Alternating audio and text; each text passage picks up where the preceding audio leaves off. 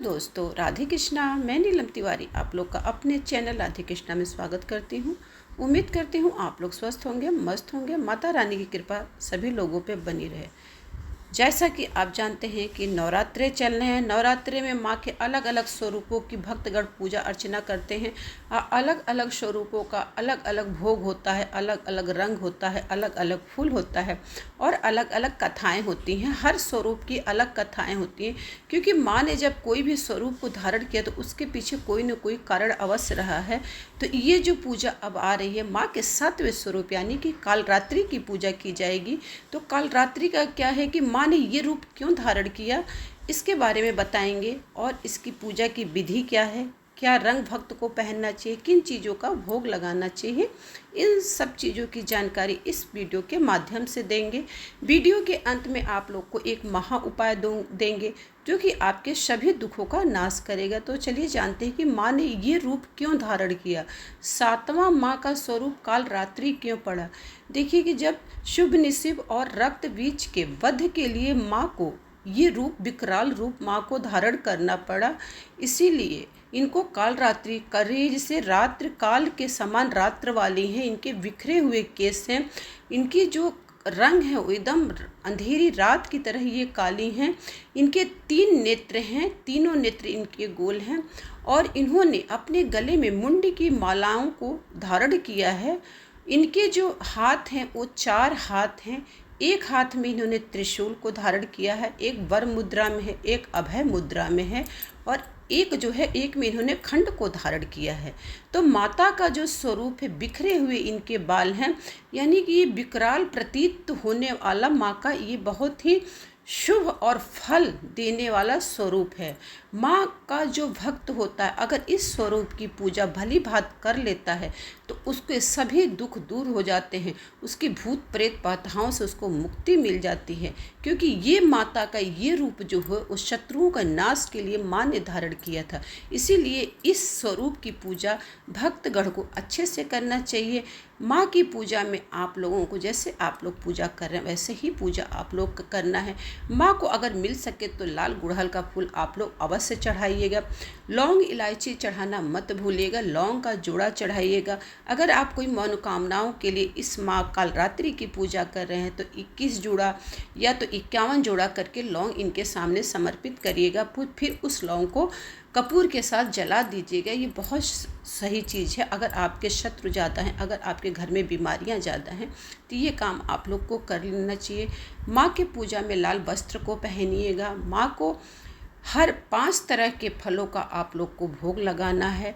हर तरह का फल आप भोग लगा सकते हैं, लेकिन जो माँ का सबसे प्रिय चीज़ है वो गुड़ है। इस दिन माँ को गुड़ का भोग अवश्य लगाना चाहिए, क्योंकि और ना हो सके तो गुड़ से बनी हुई चीज़ों का भी माँ को आप भोग लगा सकते हैं। माँ को पान का पत्ता बीड़ा जरूर दीजिएगा। माँ को जो है धार का जरूर दीजिएगा। इस दिन धार देना बहुत ही शुभ होता है।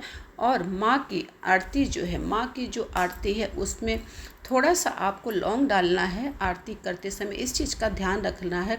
माँ कालरात्रि की पूजा करते समय इनका जो दीपक होता है वो सरसों के तेल से जलाया जाता है। माँ कालरात्रि की पूजा में होता है, जो माँ का काली की पूजा जो लोग करते हैं वो सरसों के तेल का ही दीपक जलाते हैं।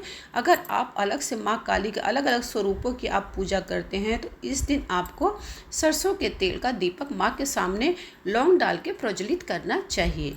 माँ को जो है जब आप भोग लगा लीजिए तो कुछ भोग आप घर के लोगों के साथ आप ग्रहण कर लीजिए। और इस दिन जो होता है गुड़ का दान करना बहुत ही अच्छा माना जाता है। कुछ गुड़ आप दान कर दीजिए, किसी मंदिर में जाके आप दान कर सकते हैं। माँ काली के मंत्रों का उच्चारण आपको करना है। कोई भी मंत्र आप माँ काली का उठा लीजिए, उसका उच्चारण करिए। इस दिन माँ काली का विधि विधान के साथ पूजा अर्चना करना चाहिए। माँ काली सभी भय और सभी दुखों से मुक्ति दिलाती है। अगर आपको ज़्यादा भय लगता है, डर लगता है तो माँ के इस स्वरूप की पूजा अर्चना आपको जरूर करना चाहिए। माँ सभी भयों को अंत कर देती है, क्योंकि माँ कालरात्रि है। इसकी पूजा करने से भूत प्रेत पिशाच सब दूर भागते हैं। तो भक्तगण को माँ के इस स्वरूप की पूजा अर्चना करना चाहिए। प्रातःकाल उठिए, आप जैसे रोज उठते हैं, उठने के बाद माँ का इस स्वरूप की पूजा करिए, अर्चना करिए, कीर्तन करिए, भजन करिए, माँ की आरती करिए। इस तरह माँ को प्रसन्न करने के लिए जो भी आपको आता है, जितना आता है उस हिसाब से आपको पूजा अर्चना करना है। अंत में क्षमा याचना करना है। माँ के मंत्रों का उच्चारण आपको जरूर करना। कोई भी एक छोटा मंत्र उठा लीजिए और उस मंत्र का आपको इस दिन उच्चारण करना चाहिए। लौंग माँ को अवश्य चढ़ाइए, इस चीज़ का आपको ध्यान रखना है। और अगर कोई आपकी बहुत बड़ी मनोकामनाएं हैं जो कभी नहीं पूरी हो रही, तो आपको क्या करना है कि 11, 21 या 51 जोड़ा लौंग का लेना है।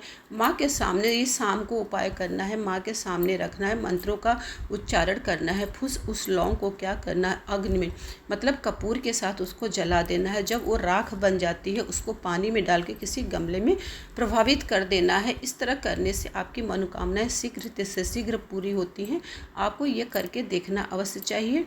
और माँ के इस स्वरूप की पूजा भक्त को हर तरह से सुख समृद्धि दिलाने होता है, क्योंकि ये माँ का जो स्वरूप होता है वो सभी फलों को देने वाला शुभ फलदायी स्वरूप के रूप में भी इस माँ को माना जाता है। इसीलिए इस माँ की पूजा अर्चना करना चाहिए। धन्यवाद। हर हर महादेव।